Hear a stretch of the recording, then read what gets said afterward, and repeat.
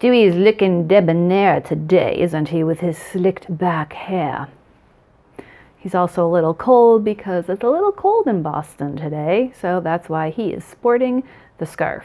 Also, we are waiting for the maintenance man, and there's nothing that can guarantee a knock on the door than recording a new video, right? Right.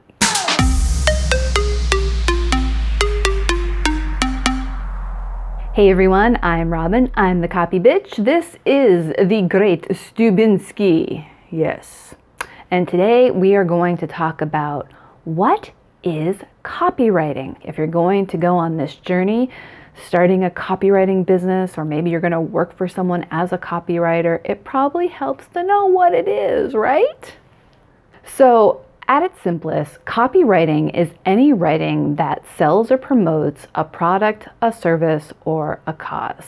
Now here's the thing.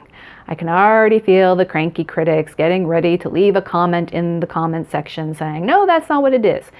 What I just gave is a very broad, general definition. There are other definitions out there, and I don't want you to get too hung up on any official definition. Copywriting involves creating content that's promoting something. There are different types of copywriting. You might be an email copywriter. You might be a direct mail copywriter. You might be a website copywriter. You might be all of the above. And you know what? If you're just starting out as a freelance copywriter, you're probably going to be doing all of the above. Because here's the thing, when you're just starting out, you're going to be a generalist. You're going to be trying your hands at different types of copywriting and getting a feel for maybe what you want to do. If you want to specialize and just focus on SEO copywriting or email marketing or radio advertising or whatever it is, and that's fine.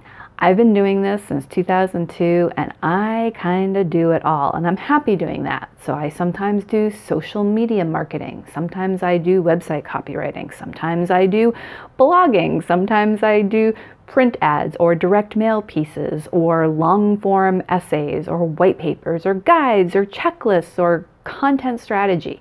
I kind of do it all, and I'm happy doing that. But I know some other writers who just focus on email marketing, and they just focus on doing email newsletters for their clients every month. And that's fine too.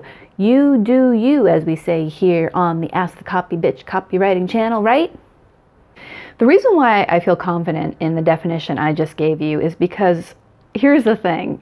People out there, whether it's a small business owner or even a large organization that has a marketing department, they're going to be using different terms for the type of writing that you do. Some will call it copywriters, some will call it marketing copy, some will call it content marketing, others will call it content creation, some will call it just writing.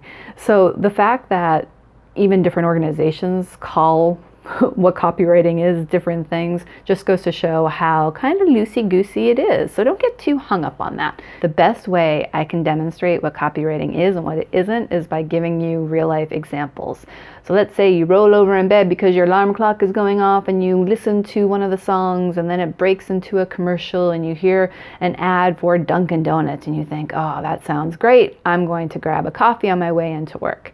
You roll out of bed, you get into the shower, then you go out and you flip on the Today Show and there's an ad after a break for Geico. You know, the Geico commercials with the cute little gecko guy, green guy thing. Stewie loves him. You get into your car, you're listening to the radio, you encounter more advertising. As you're driving down the Massachusetts Turnpike, you see a billboard for the Museum of Science and you think, Stewie would really love to go there, wouldn't he?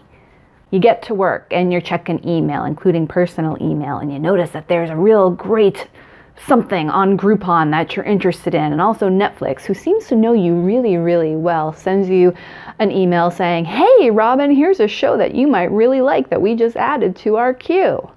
You go about your day and you get together with your colleagues and you all decide that you want to go out for Chinese today, but you want to just try something new. So you Google Chinese food restaurants near me and you see what comes up on Yelp and on Google My Business listings, and you check out different websites to see what looks good. You're getting the drift, right? Everything I just described is content and someone had to write it. It might have been a professional writer. Sure, it might have been the business owner, but more often than not, especially for some of that slicker stuff like the Netflix and the ads you hear on the radio, a professional writer did the writing. Call them a copywriter, call them a radio copywriter, call them a website copywriter. The key word there is writer. That's the common denominator. So that just goes to show what copywriting is. And all of that content, all of it, was selling something. For example, Netflix. I'm already a customer, right? But they want to keep me a customer. So they send me email marketing with shows that they think I will like so that I will stay a customer. That's all part of copywriting, or marketing copywriting, or website copywriting, or email marketing. You get the idea. So don't overthink it. If you're wondering what copywriting is, at its simplest, it's writing that sells a product, a service, or a cause. And you are going to be the one who does it. If you're thinking about whether copywriting is for you, I have a video about that, and how to start a freelance copywriting business should you be interested. And you can do either. You can freelance and work for multiple clients, or you can find a job working as a copywriter in an organization, because those writing jobs do exist. And if you go to a place like Indeed and you start looking, you're going to see all the different names: content marketer and marketing writer and copywriter, and you'll see it all. So that just goes to show that everyone kind of has a slightly different definition. But at the end of the day, what you're doing is writing to sell something. Nothing wrong with that, right?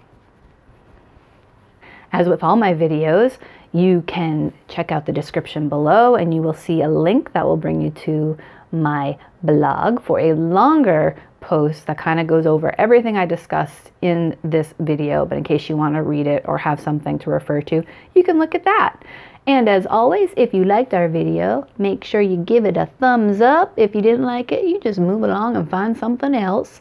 And we'll see you next time, right? Bye.